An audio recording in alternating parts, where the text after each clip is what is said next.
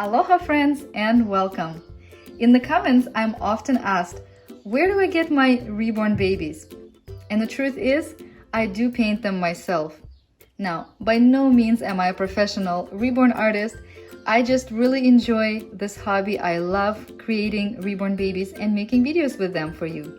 In the last few years, I have created more than half a dozen reborn babies, baby Kai being my very first and baby Skaya being my last so far. I'm currently working on a couple of reborn babies that I would like to add to this channel. And while I'm working on them, I wanted to share with you the process in case you wanted to learn with me. I'm very excited to introduce to you Tuesday tutorials that I will be doing every week, where step by step I will show you how I reborn, and you're more than welcome to follow me along and create your very own baby. So today we'll start with the basics of gathering all the supplies. Next week we'll prepare our kit for painting, and the week after that we'll finally start with the first layer of paint. And we'll continue all the way to the assembly of the reborn doll. In the end, if you ended up following me along and making your very first reborn doll, I will give you the opportunity to share a photo of your baby on my channel.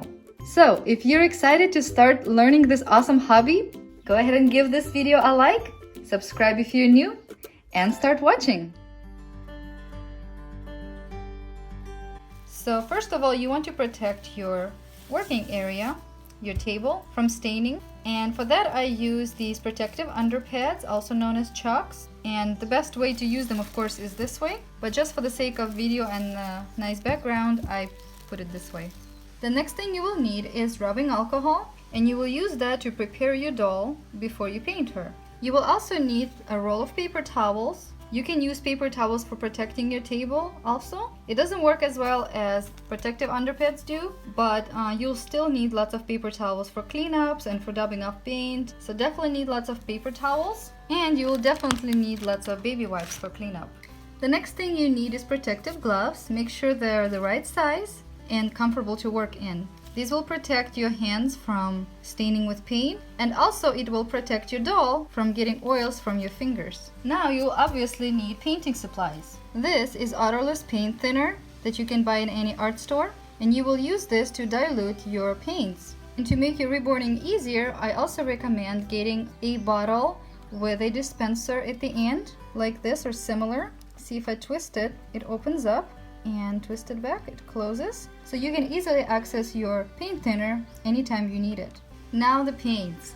These are all of the paints that I'm using. Some of them I use more than others. This right here, these 7 were a kit from Bountiful Baby.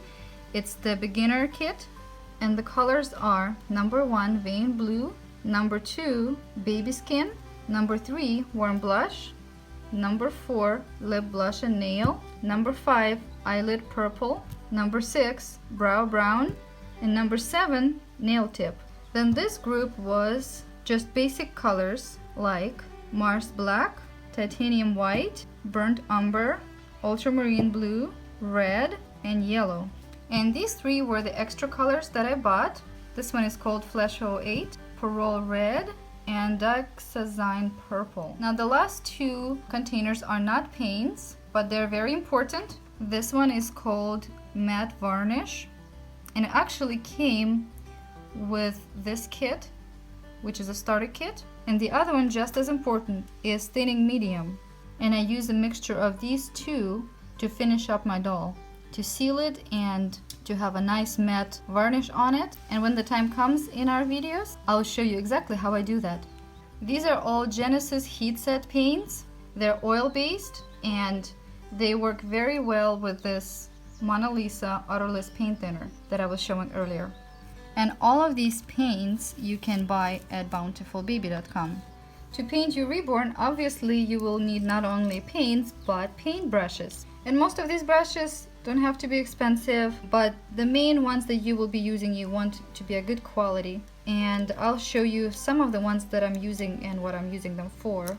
Some of these I bought at the Bountiful Baby store, and this one you can use for applying paint on the doll. You can apply it with the brush, or you can apply it with a cosmetic wedge. But also I use this brush for brushing off any dust from the doll before I would paint her. And these thin brushes are really good for painting little tiny details like inside of the creases or veins or capillaries, whatever little details you need to paint, or even little tiny hairs on baby's eyebrows or baby's head. So you definitely need lots of tiny thin liner brushes, or at least a couple of them. I bought this one at my local craft store. As you can see, it's very interesting. It's full here, but then at the top it just has few bristles, and I haven't used this one yet. I'm going to try to use this for painting baby's hair, so you'll get to see how that works. And you also want to have few brushes that have a flat shape to them. I forget what they're called. I think they were called shaders or something like that. But basically they're flat right here, and these are really good for creases and other little crevices, for shading the doll around the nose and just different parts of the body.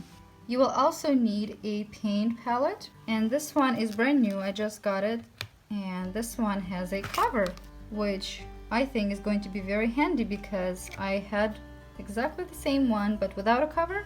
I had to cover it with saran wrap or other plastic, and it wasn't very convenient. So this will really be helpful because sometimes you mix the color and you want to use it again the next day, and if you don't cover it, it will dry out. You will also need cosmetic wedges. You cannot paint a doll without cosmetic wedges. You must have them. So I bought this at Target. They look like this. And also you want to have lots of cotton swabs. It's very handy to have just regular cotton swabs, but these ones are kind of special. They have two different tips. One is kind of flat like this, and the other one is pointy. This will really help you when you need to get some paint out of some creases on the doll that didn't turn out right, or just a little touch up and clean up on the doll as you're painting.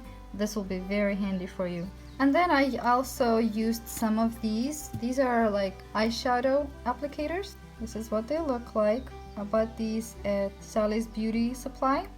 These ones will be handy for when you cannot get into certain places with this sponge. You will be able to get in little tiny spaces with this sponge. You also want to purchase Eileen's paper glaze because you will use this for glazing baby doll's lips and inner eyes and inside of the nose and other things like nails. So this is very helpful and nice to have when you want to add realism to your doll. You will also need some glues because you will be gluing things like eyelashes and magnet inside of the head and gluing the doll eyes inside. So these are two of my favorite glues to use. This one is called E6000, and I would use this one to glue a magnet inside of the doll's head and the doll's eyes. And Gem Tack is a glue I would use for gluing eyelashes on the doll because when it dries, it's not as noticeable and it dries clear. So these are all of your tools that you will need for making a reborn doll. And now, of course, you need a Reborn Doll Kit and all the pieces that will make up a doll. And here's the doll kit that we'll be working on during these videos. This is Cheyenne by Bountiful Baby. This is what her head looks like. She's an awake baby. And this is what her hands look like. And this is what her feet looks like. Very cute. This is a very soft vinyl, and it's very pale, as you can tell, compared to my tan skin. But the good news is we can transform this blank kit of very pale vinyl into a beautiful and realistic baby doll that will resemble a real baby.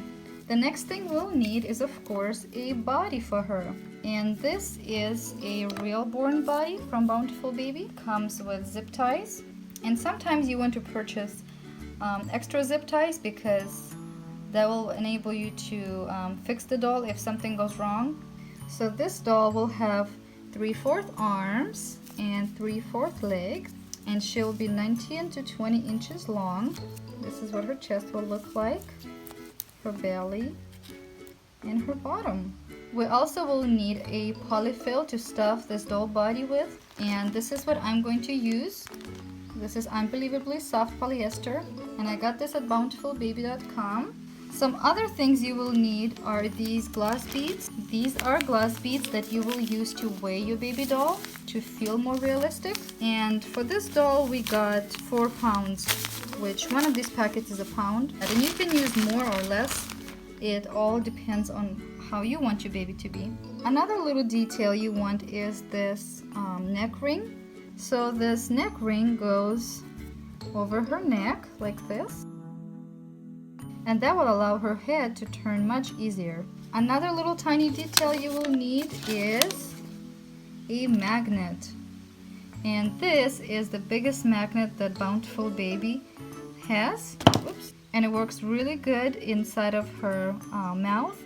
And then you would put the same one, or maybe just a little bit smaller, but still has to be very strong, onto her pacifier, and that's how she'll be able to have a passy. If you're painting an awake doll, she will need some eyes, and these are the eyes we'll use for this baby.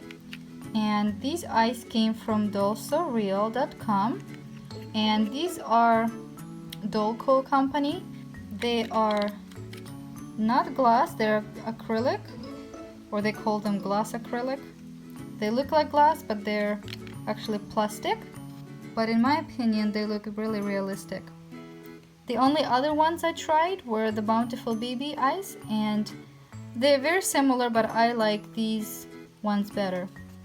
And the last thing you will need is your new wave oven.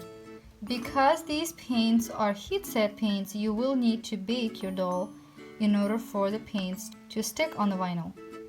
So the best oven, and the one I have, is the New Wave oven. You can use just a regular oven or a toaster oven, but I understand it's not ideal because the doll will give off toxic fumes as you bake her. So you definitely don't want to do that inside of your house. You will have to do that on your porch or somewhere in a very well ventilated area, and you definitely don't want to be cooking in the same oven as you're baking your doll in. So I think these are all the things that you will need to create your own reborn doll. If I forgot something, please write me in the comments below. If you like this video, please give us thumbs up and share this video with your friends. Subscribe and also click that little bell so you don't miss any of our new videos. And I'll see you next time.